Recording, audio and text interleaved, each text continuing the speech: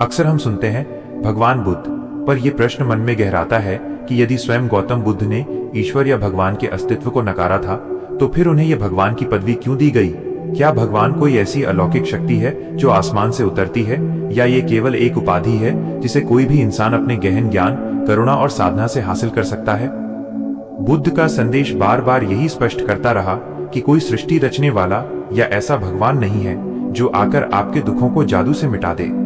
उन्होंने बताया कि दुख का मूल कारण कहीं बाहर नहीं, बल्कि आपकी अपनी जीवन शैली, आदतों और विचारों के भीतर छिपा है। यदि दुख के निर्माता आप स्वयं हैं, तो उसका समाधान भी आपके भीतर ही मौजूद है।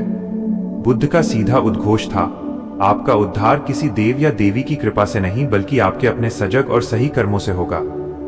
आज हम देखते हैं कि जब भी कोई व्यक्ति परेशानी के भंवर में फंसता है, चाहे वो बीमारी हो, व्यापार में नुकसान हो या संतान प्राप्ति की कामना, तो उसका पहला कदम मंदिर, दरगाह या चर्च की ओर होता है। वह प्रार्थना करता है कि भगवान उसकी समस्या ठीक कर दें। लेकिन बुद्ध का दृष्टिकोण इससे बिल्कुल विपरीत था। उन्होंने कहा कि यदि आप बीमार हैं, तो आपका इलाज दवा और जीवन शैली में सुधार से होगा, केवल मंत्रों से नहीं। समस्या के मूल कारण को समझो और उसे दूर करो। प्रार्थना से कारण नहीं बदलता। यदि कोई व्यक्ति अनियंत्रित जीवन जी रहा है, जंक फूड खा रहा है और फिर बीमारी लगने पर मंदिर में जाकर ठीक होने की कामना करता है, तो क्या यह संभव है? बुद्ध ने स्पष्ट किया, तुम्हारी गलतियों को कोई देवता नहीं सुधार सकता। गलतियां तुमने की हैं, सुधार भी तुम्हें ही करना होगा। बुद्ध का सीधा संदेश है कि पूजा पाठ, चढ़ावा या दान दक्षिणा केवल मन को थोड़ी सांत्वना दे सकते हैं, पर दुख का असली उपचार है जागरूकता और सही कर्म। उन्होंने 4 आर्य सत्यों में दुख के समाधान को समझाया। जीवन में दुख है, दुख का कारण तृष्णा और अज्ञान है। दुख को समाप्त किया जा सकता है और उसका मार्ग अष्टांगिक मार्ग है। यह मार्ग हमें प्रार्थना के बजाय समझ और सही आचरण की ओर ले जाता है। यदि हम बुद्ध की शिक्षा को अपनाएं, तो हम समझेंगे कि नौकरी पाने के लिए मेहनत और कौशल बढ़ाना जरूरी है, नारियल फोड़ना नहीं। परीक्षा में सफलता के लिए किताब खोलनी पड़ती है, मंदिर नहीं जाना पड़ता। और परिवार में सुख शांति के लिए संवाद, प्रेम और समझ बढ़ानी पड़ती है, पूजा पाठ नहीं। बुद्ध हमें सिखाते हैं कि असली शक्ति किसी आसमान में बैठे भगवान में नहीं, बल्कि हमारे अपने कर्मों, हमारी समझ और हमारे लिए गए सजग निर्णयों में है। अब समझते हैं कि भगवान शब्द का वास्तविक अर्थ क्या है। हम अक्सर इसे एक अलौकिक अदृश्य शक्ति मान लेते हैं जो कहीं स्वर्ग में बैठा है, पर संस्कृत में भगवान शब्द भाग से बना है, जिसका अर्थ है 6 दिव्य गुण या ऐश्वर्य। ये 6 गुण हैं।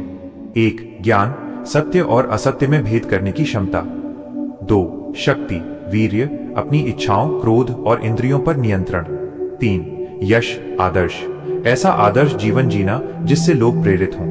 4 श्री, ऐश्वर्य, आंतरिक संपन्नता यानी संतोष, जो और अधिक पाने की लालसा से मुक्त हो। 5 वैराग्य, मोह माया और लोभ से मुक्ति, मन का किसी चीज का गुलाम ना होना। 6 धर्म, न्याय, करुणा और सत्य के साथ जीवन जीना।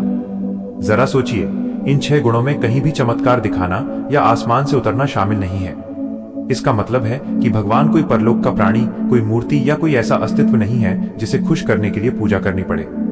भगवान एक अवस्था है, एक ऐसी स्थिति जहां कोई इंसान इन 6 दिव्य गुणों को पूरी तरह से धारण कर लेता है।